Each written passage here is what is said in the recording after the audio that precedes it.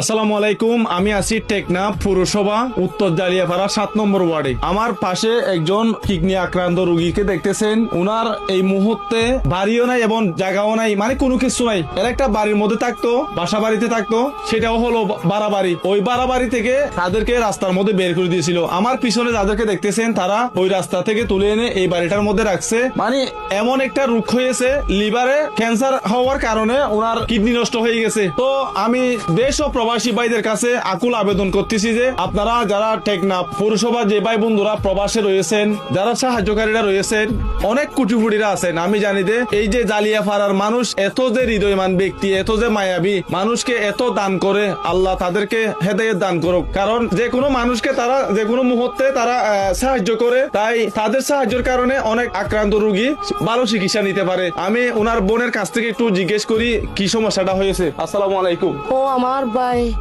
নতুন মাস 2 মাস হয়েছে বিয়ারামটা তুয়া তুলি বালা করতে চাই না ভারি।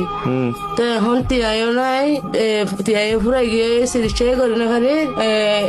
যার ঘরত আসিল তার ঘর তুমি বাইর করে দিয়ে দেশবাসীর তো সাহায্য চাই। আর বাইরে সুস্থ করিবার মতন 3 বাসার বাহরে ফিরাই দিবার জন্য দেশবাসীর তো সাহায্য চাই। আসলে একটা কথা বলতে গেলে এরা কোনো সময় সোশ্যাল মিডিয়াতে এসে কথা বলে নাই, তাই তাদের মুখ থেকে কোনো কথা বের হইতেছে না। আমি এই যে যারা ওনাকে তুলে আনছে রাস্তা থেকে তাদের কাছ থেকে একটু জিজ্ঞেস করি। কেমন আছো ভাইয়া? ভালো। কি নাম তোমার? নাম কি? নুরসাদ। নুরসাদ। আচ্ছা, ওনাকে কোথায় পেয়েছো? ওনাকে একটা পাড়া করে থাকতো আমাদের পাশে, হ্যাঁ। আর ওইখান থেকে টাকা দিতে না পারার কারণে বের করে দিয়েছে। আমাদেরকে আমার বড় ভাইরা বলছিল আমরা যাই ওরে এখানে আমরা স্থান দিছি জানি। তো আমাদের যতটুকু সামর্থ্য ছিল আমরা ততটুকু মতো চিকিৎসা করছিলাম। আর আমাদের কাছে আর সামর্থ্য নাই, আমরা প্রবাসী ভাইদের কাছে আবেদন জানাই সাহায্য করার জন্য কিছু। আসসালামু আলাইকুম। অনেক কি হইতেছেন বাজি? অসুস্থ আসছিলাম আর মায়া আর 2-3 প্যারাই আর বিজয় হসপিটাল ছিলাম। বর্তমানে এবার বিজয় হসপিটাল ছিলাম।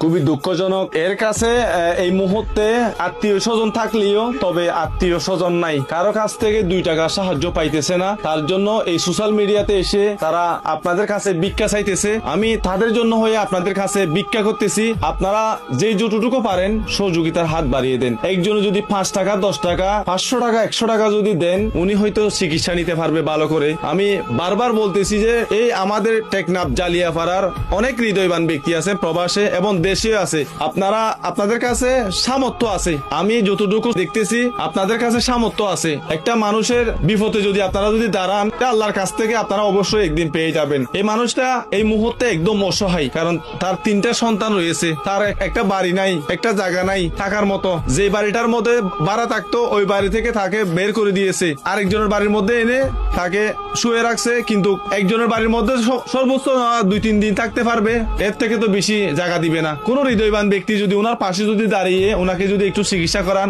ওনার কিন্তু এমন রোগ হয়েছে, মানে 2টা কিডনি নষ্ট হয়ে গেছে 1 নম্বরে, 2 নম্বরে ওনার যে লিভারের সমস্যা, ক্যান্সারের কারণে ওনার যে কিডনি গুলা সম্পূর্ণ নষ্ট হয়ে গেছে। তো আপনারা যদি একটু এগিয়ে আসেন এবং টেকনাফবাসীর কাছে আমি আবারও আকুল আবেদন করে বলতেছি, যারা সাহায্য করতে পারবেন, আর যারা পারবেন না তারা অবশ্যই ভিডিওটা শেয়ার করবেন। হয়তো আপনার শেয়ারের কারণে কোনো একটা হৃদয়বান ব্যক্তি, আমাদের এই টেকনাফ জালিয়াপাড়ার যে কোনো একটা হৃদয়বান ব্যক্তি, উনার চোখে যদি পড়ে, উনার হাতে যদি এই ভিডিওটা পড়ে, এই মানুষটার পাশে দাঁড়াবে। আমি এটা আশা করি আপনারা অবশ্যই ভিডিওটা শেয়ার করবেন, অবশ্যই শেয়ার করবেন।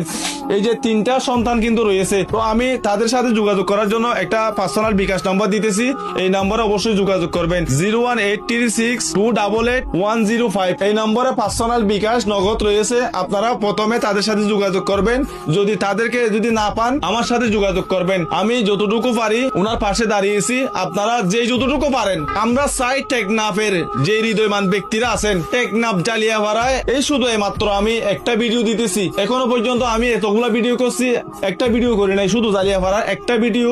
আমি দেখবো কোন মানুষটা ওনার পাশে দাঁড়াই, তাকে আমি ইতিহাস করে তুলবো। আল্লাহ যদি আমাকে বাঁচিয়ে রাখে, শুধু একটা মানুষ এগিয়ে আসেন ওনার জন্য, একটা মানুষ এগিয়ে আসেন, কোন একটা হৃদয়বান ব্যক্তি প্রবাসে হোক দেশে হোক, একটা মানুষ এগিয়ে আসার জন্য চেষ্টা করেন। এই মানুষটাকে বাঁচানোর জন্য একটু পাশে দাঁড়ান। যেহেতু ওনার 3টা সন্তান আছে, এই যে 3টা মাসুম বাচ্চা, ওনার যদি কোন একটা কিছু হয়, এই মুহূর্তে কোন একটা কিছু হয়, এই 3টা সন্তান একদম ইতিম হয়ে যাবে, এই মা জননী একদম ইতিম হয়ে যাবে। যাবে কই? ওনাকে কে দিবে? এই মুহূর্তে স্বামী থাকার পরেও কেউ এক মুঠ চাউল দিচ্ছে না, এক মুঠ ভাত দিচ্ছে না, তখন কে দিবে? তাই বিগত যে ভবিষ্যৎ গুলো গিয়েছে, যেভাবে সুন্দরভাবে তারা চলাফেরা করছিল, আগামী ভবিষ্যতেও যেন এভাবে চলাফেরা করতে পারে, এদের জন্য হয়ে সবাই ভিক্ষা করতেছি। আমরা সবাই ওনার জন্য ভিক্ষা করতেছি, আমরা সবাই আমার জন্য ভিক্ষা করতেছি। কারণ এই মানুষগুলো কখনো সোশ্যাল মিডিয়াতে এসে কথা বলে নাই। তাই আমি আপনাদের কাছে আবারও বলতেছি, আপনারা অবশ্যই এগিয়ে আসেন। আমি ভিক্ষা করতেছি টেকনাফ জালিয়াপাড়াবাসীর কাছে, আমি 2 পা ধরে বলতেছি, এই ভিডিওটা 10,000 পরিমাণ শেয়ার করবেন। ইনশাআল্লাহ উনার চিকিৎসা হবে বলে আমি আশা করি। কারণ কোন একটা অস্ট্রেলিয়া, সৌদি আরব, মালয়েশিয়া, আমেরিকা, কোন একটা হৃদয়বান ব্যক্তি উনার জন্য এগিয়ে আসতে পারে। আশা করি সবাই ভিডিওটা শেয়ার করবেন। ভালো থাকবেন। আসসালামু আলাইকুম।